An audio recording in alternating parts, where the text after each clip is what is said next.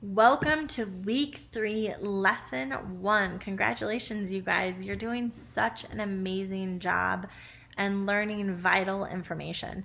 I just spoke to someone who adopted this very information that you guys have learned, and in 1 month, she lost 20 pounds, eliminated tons of pain in her body due to fibromyalgia, and experience massive improvement in energy. So the science behind this is so real, and you guys can gain so much as long as you're applying, right? I am so guilty of taking an online course and starting it and then not finishing it, or even a book, right? And in my mind, I'm like, oh, I'm reading this or I'm doing it. But if you're not truly taking action, it's the little steps every day. The consistency is key, right? That makes such a big difference. And if you fall off the wagon, that's okay too. Because today I'm going to teach you how to stop cravings in their tracks, as well as the truth about GMOs. You'll understand why these two are combined. And if you fall off the wagon, you can also just adopt these 3 steps to bring yourself right back on.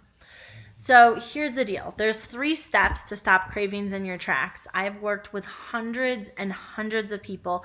Thousands of people have read my book, Piece of Cake, and they've written back saying these steps work so well. With all of my clients that I've worked with, including myself, these steps are key. And if you truly apply them, 99.9% of the time they stop cravings in the tracks. The only time they don't is if we really have an emotional craving. And even when we have an emotional craving, this often works. But if we do have an emotional craving, go back to the mindset work that we did, I believe in week 1, right? Looking at the event, the thought, emotion, and reaction, and see how you can work that into the situation you're experiencing. And if you can't figure it out, post on the Facebook group so that I can help you. That is what it's all about. Okay, 3 steps to stop cravings in their tracks. If you feel a craving come on, number 1, drink water. Well, I told you all about the science of water in terms of detoxifying. What I didn't share with you is that water has many other jobs. It lubricates our joints. It improves our energy. It helps with cravings. And one of the reasons it helps with cravings is because it actually stabilizes our blood sugar levels. So cool. Just by drinking water, we can stabilize our blood sugar levels, detoxify our body, lose unwanted weight, eliminate inflammation, give our joints more reinforcement and lubrication, and feel more energetic. How great is that, right? So the first thing, if you feel a craving come on, grab your water bottle and chug. Get a large cup of water and chug, chug, chug. This is what it does. Not only does the water do all those scientific aspects I show you, but when you stop, when a craving hits, I know for me, when a craving hits, right, you just want to act upon it right now. Like, I will pretend like this is a Snickers bar and I love Snickers bars. We'll just pretend, right? When a craving hits, like if this Snickers bar is anywhere near me or even like in the nearest gas station, I'm going to get in my car and I'm going to drive there. I'm going to go get it, right? When the cravings hit, we just want to react right then. So by saying, okay, you can have the Snickers bar, but first we're going to take these 3 steps and then see if I still want the Snickers bar. Number 1, drink water. Chug, chug, chug, a big glass of water or a big thing of a big water bottle if you haven't had enough water for the day. It slows down the gap between the thought, I need a Snickers bar, and the reaction of grabbing it. That's one thing it does. Elongates the space between thinking and reacting. And then, of course, it also stabilizes our blood sugar levels. It distracts us from reaching for the Snickers bar. Instead, we reach for a glass of water. That's number 1. Number 2 is get some clean protein in you. And I recommend 15 to 20 grams of clean protein.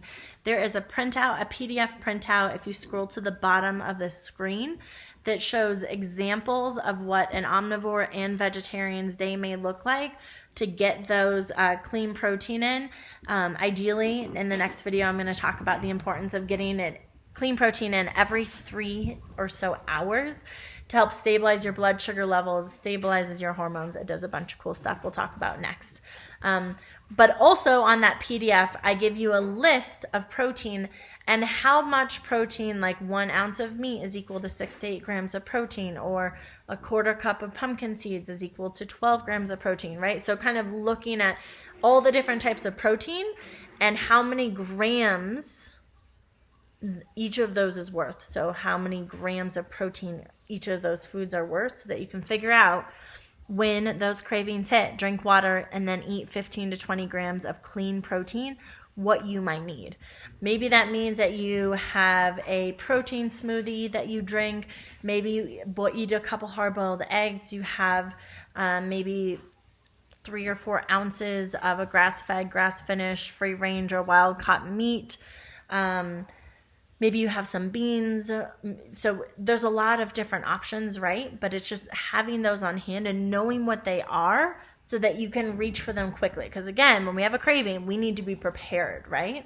And I really recommend batch cooking some of this clean protein. And you'll be seeing, there's lots of recipes in my book that you've probably already seen, and more recipes on the Facebook page. So batch cooking clean protein, so you always have some stocked in your freezer. I'm pointing at my freezer over here. You always have some in your refrigerator, and you can just easily grab them. If you can't grab it easily, it's going to be tough to get through this part.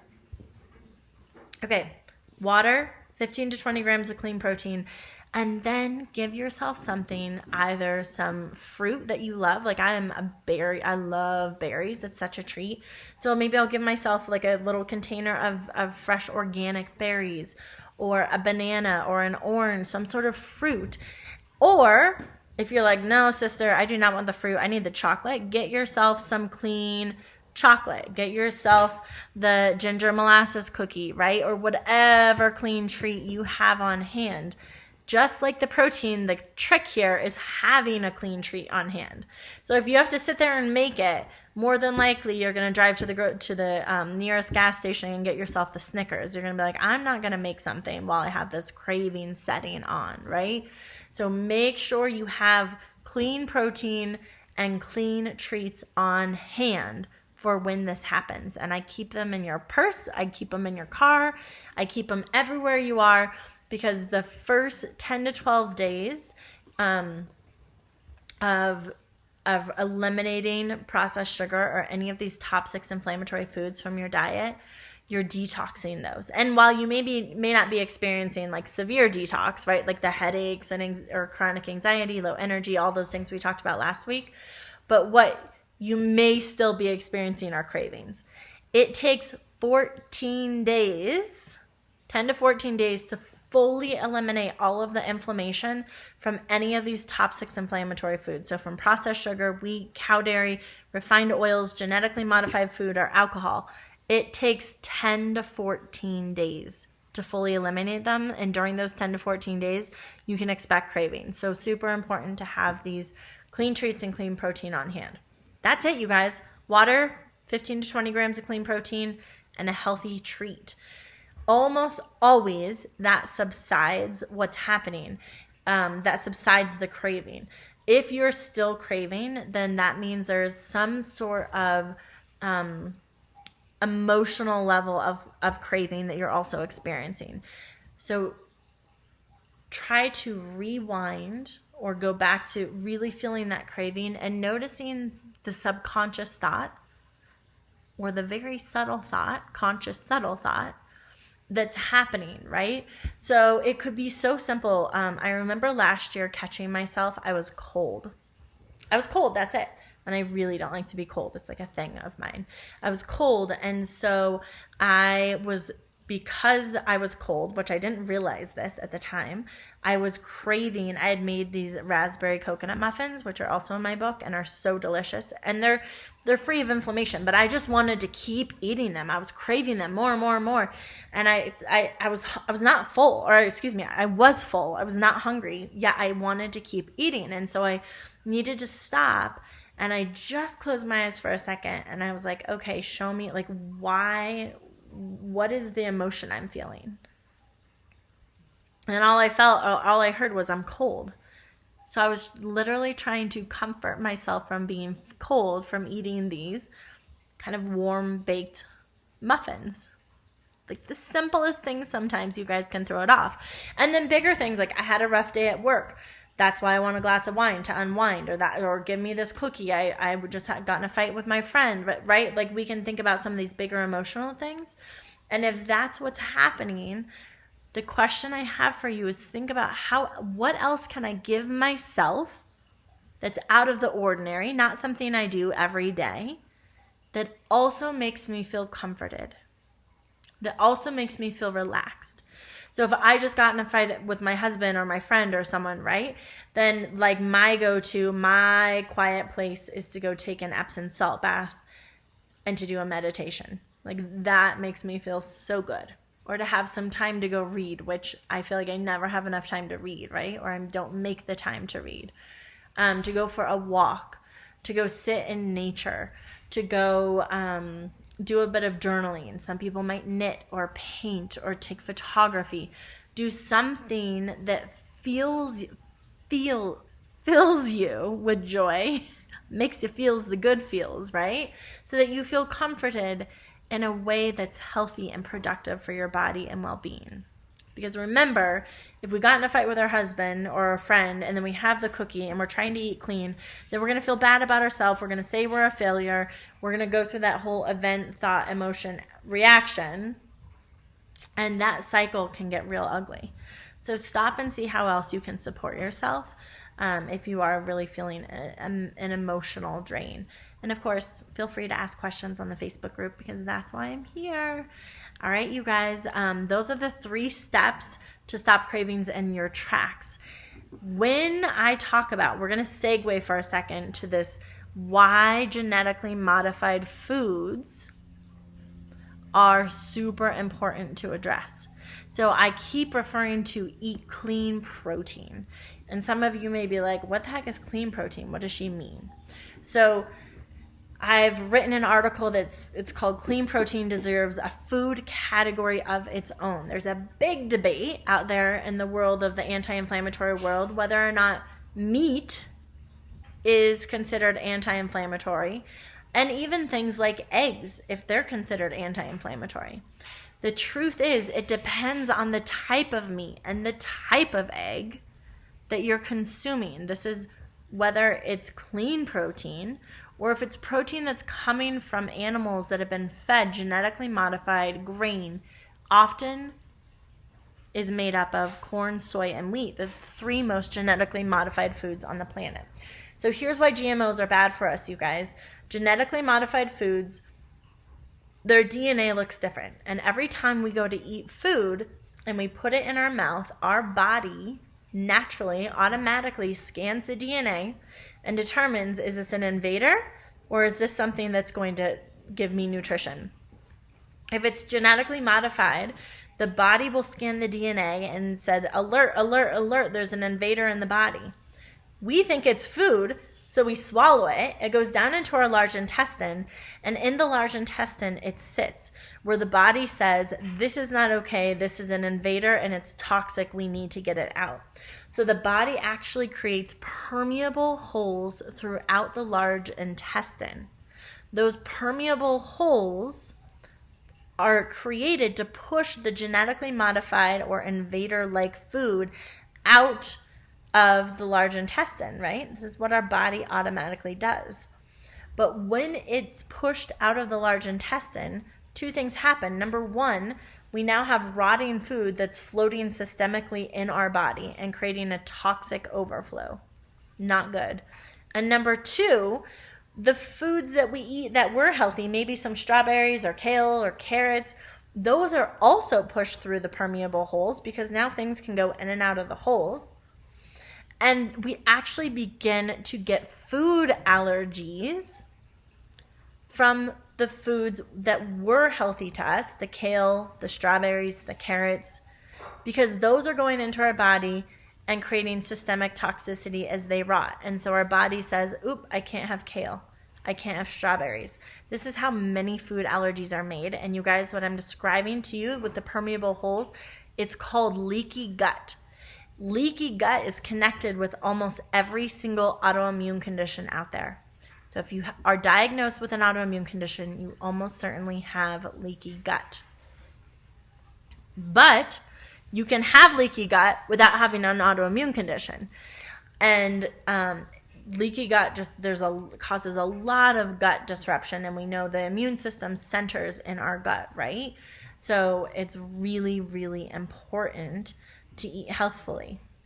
The other thing that is centered in our gut, since we're talking about that, is the neurotransmitters. So our liver and the liver and the large intestine are the largest producers of neurotransmitters in our body. Crazy, huh? The neurotransmitters that are sent to our brain to help us think more clearly, have great memory, feel grounded, and they actually are directly connected with the hormone production in our body. So if our neurotransmitter production is off, our hormone production is often off as well. All of our hormones are connected like a domino effect. So when one hormone is off, then all the others start to get slightly off as well. So if our gut has leaky gut, if there's lots of inflammation, then again, it doesn't get around to its secondary job of creating the neurotransmitters, which then sets off a whole skew of our mental and emotional well-being. It's all connected like this intricate dance, and I find it just fascinating, right? Which is why I specialize in inflammation, you guys. When we can take out the inflammation, you see how this is rooted in so many of our chronic health conditions, physical, behavioral, and mental or emotional. So genetically modified foods, going back to those, are commonly given to all animals, including fish. So farm-raised fish, farm-raised sea fish, right? Scallops or clams or whatever. Those all are given typically GMO food and cause inflammation in our body. Poultry and chicken, those are often, if they're traditionally given, GMO feed. Again, it inflames the animal. We eat the animal, we get inflamed. Same thing with beef or any other large animal. They're getting the GMO feed and corn, and we are then absorbing that when we eat the animal. So if you eat a grass-fed, grass-finished, it's important to do grass-fed, grass-finished with beef. Otherwise, it's grass-raised, corn-finished, which, again, corn is one of the top GMOs. So grass-fed, grass-finished beef, or if you do free-range chicken or free-range turkey. Same thing with eggs, free-range eggs, not cage-free, not just organic, free-range, non-GMO eggs. There's a brand called Pasture Verde that I buy. There's lots of different brands out there, but that is important. And then, of course, the wild-caught salmon or sea fish if you're having fish. Whew, that was like a mouthful. So super important. How do you know if you are eating wheat? Although you guys probably won't be eating wheat in here, but if you're having wheat or corn or soy, which are the three most genetically modified foods, although there's tons of foods that are GMO, but those are they're certainly GMO, those three foods, and less noted otherwise. So make sure to look for the certified non-GMO label if you're getting anything with corn, wheat, or soy. Okay, we made it through. That was a mouthful. Thank you guys for sticking with me. Really important information. How to stop cravings in your tracks, and why clean protein deserves a food category of its own, how that relates with GMOs. Have a good one, and we will see you. There's, I think, one more lesson in week 3. I'll see you in just a second.